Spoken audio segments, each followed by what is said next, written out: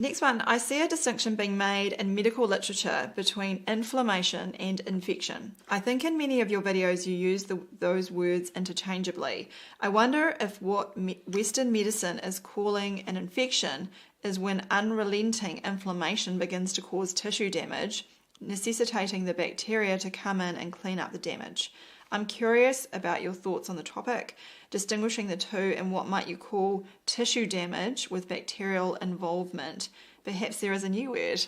Yeah, I mean, this hits it on the head. And yeah, we have commented on this and the problems of how they changed definitions. So infection originally came from the Latin inficere, which simply means to stain or to ruin, like the tissue appeared to be damaged. So that was the correct term that the pathologists of old used to use.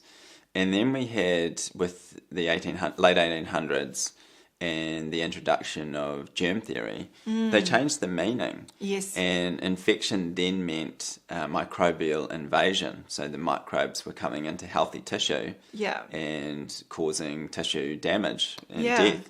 So, it's difficult now because when you mention these concepts, when someone says to us, "Oh, I'm worried that my finger wound is getting infected," it's an inflammatory reaction essentially, and there's some problem there, like a foreign body or widespread trauma, tissue compromise. The blood supply is now insufficient to maintain viable tissue. Yeah, and what they call infection is simply the breakdown of tissue, an inflammatory response.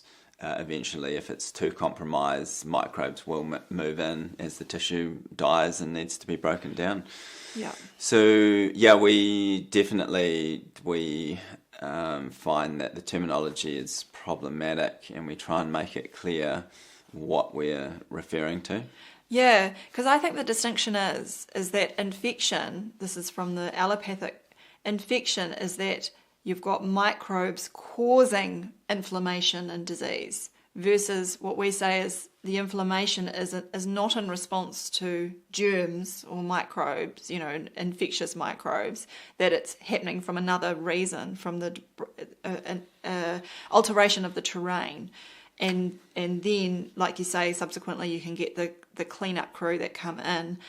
I don't have I think, it's also been an evolution in my own thinking of how indoctrinated we've been into using terms like infection, from when you're little, to actually, it's really hard to untrain yourself and to stop using those words. And I think accidentally I have done that, and I'm trying to use inflammation and not use words like infection, because people, like you say, what it was understood to mean is not what people understand these days, and that's the issue, is the corruption of the word. Yeah, and just like many people know the word virus, which simply meant like poison initially, a poisonous entity, but then the whole definition was corrupted with the onset of germ theory gaining traction.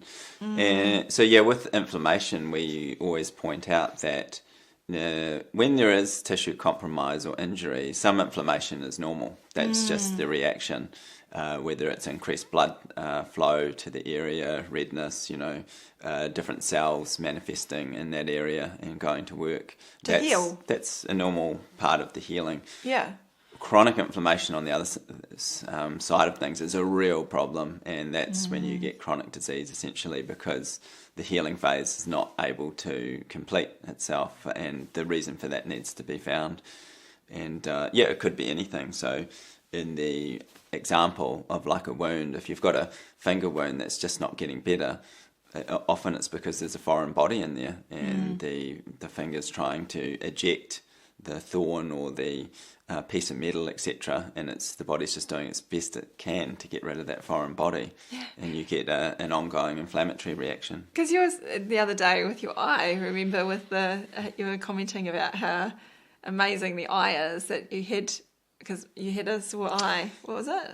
Yeah, well, I was cutting down a tree, as you do, and it was a big sycamore tree, and initially we needed the lift and stuff. But anyway, I got right down to the base, and a bit just flung back and hit me in the eye, some of the sawdust, even with the visor on and stuff. And And Sam was saying, I think she was talking to me later on, and you were sort of saying, are you listening to me? And I said, yeah, I'm listening. Sorry, I've got something in my eye and I can't get it out. And it's actually really irritating my eye at the moment. And anyway, I went to sleep and woke up the next day, and it was sitting, this big chip of wood sitting in my medial canthus. And I said to Sam, look at that. All done for you. Body gets it out. Yeah, so clever. Cool. If you enjoyed that conversation and you want to hear more, believe me, it's really worth it. Join us over at substack.com now for the rest of our question and answer discussion. There you will find hundreds of topics and tips that Mark and I cover every second week. At Substack, you can start a free trial, or for as little as $5 per month, you could be listening to all of our video and podcast content. Look forward to seeing you there.